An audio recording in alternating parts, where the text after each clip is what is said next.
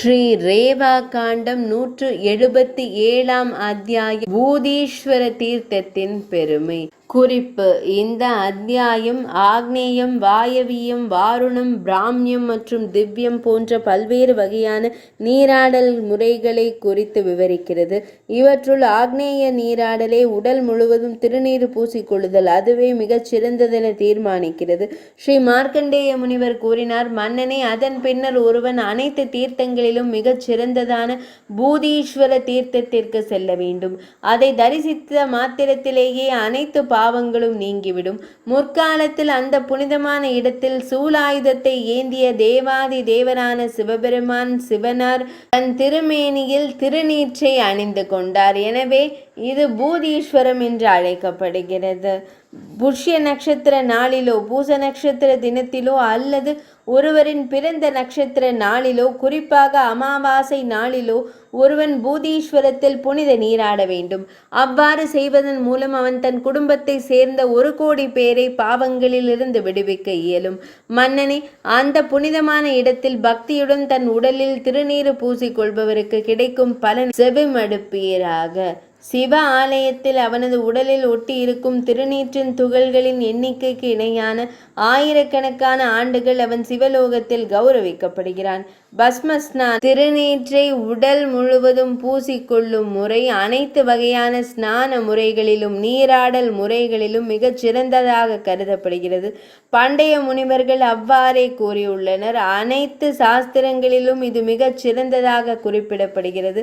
இது ஆக்னேய ஸ்நானத்தை, திருநீறு பூசுதலை வாழ்நாள் முழுவதும் 1 முறையோ 2 முறையோ அல்லது 3 முறையோ தினமும் மேற்கொள்ள வேண்டும்.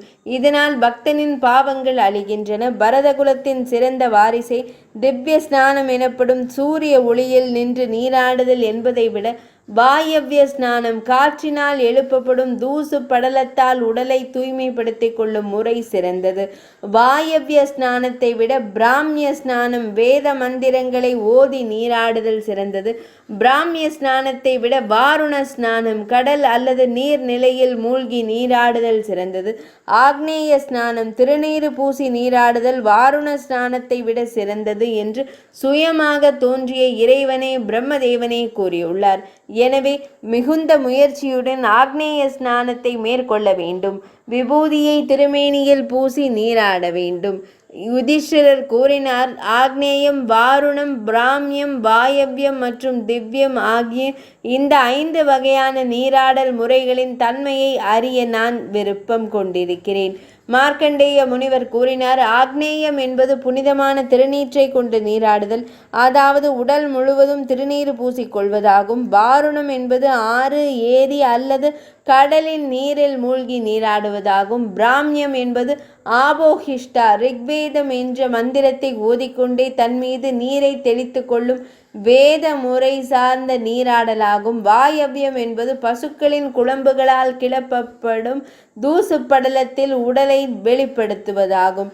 சூரியனை கண்டவாறு மேற்கொள்ளும் நீராடல், அதாவது சூரிய ஒளியில் நீராடுதல், கங்கை நீரில் நீராடுவதற்கு இணையானதாகும். பாண்டுகுலத்தின் சிறந்த வாரிசே, அந்த நீராடல் முறையே 5ஆவதாக கூறப்படும் திவ்ய ஸ்நானம் தெய்வீக நீராடல் ஆகும்.